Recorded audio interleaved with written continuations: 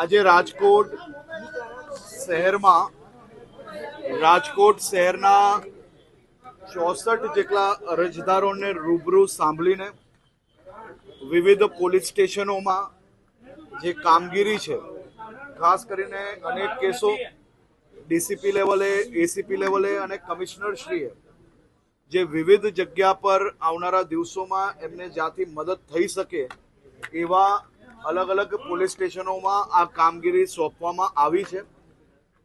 કરીબન 2.5 કલાક સુધી 1 to 1 આ તમામ લોકોને સાંભળ્યા છે. એમાં અનેક અમારા ધારાસભ્યો અને સાથે સાથે સંગઠન દ્વારા બી જે અલગ અલગ સૂચનો અને ફરિયાદો હતી એવા બી જે પ્રશ્ન હતા એને બી સાંભળવામાં આવ્યા છે અને મોટા ભાગના પ્રશ્નો એ આવનારા દિવસોમાં નિરાકરણ કઈ રીતે આવી શકે તે માટે આ છેલ્લા 3 કલાકથી અહીંયા બેઠકો ચાલુ હતી. તે પછી રાજકોટ શહેરના ચૂંટાયેલા પ્રતિનિધિઓ અને રાજકોટ શહેર પોલીસ વિભાગ જોડે એક સંકલન બેઠક કરવામાં આવી છે.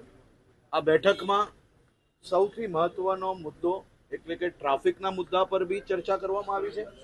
ટ્રાફિકના મુદ્દા માટે ખાસ કરીને મહાનગરપાલિકા, પોલીસ અને બધા જ વિભાગ સાથે મળીને પ્રજાના જે વિષયો છે એનો નિકાલ કઈ રીતે નિકાલી શકાય તે માટે નિરંતર બેઠકો સંયુક્ત ઉપક્રમે આવનારા દિવસોમાં કરવામાં આવશે, જેમાં ચૂંટાયેલા પ્રતિનિધિઓ દ્વારા પોતપોતાના વિસ્તારમાં આ પ્રશ્નના નિકાલ માટેના સૂચનો કરવામાં આવ્યા છે.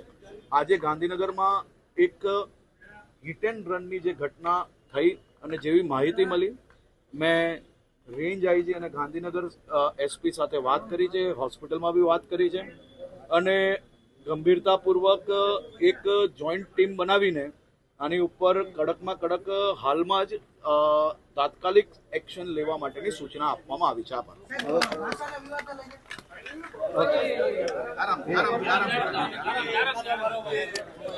કેમ પડી જાય છે મહિલા? ભૂખ લાગી તો મને ના લાગી હોય. મને તો 8 વાગ્યાનો લગાડેલો, હજી ખાધું નથી.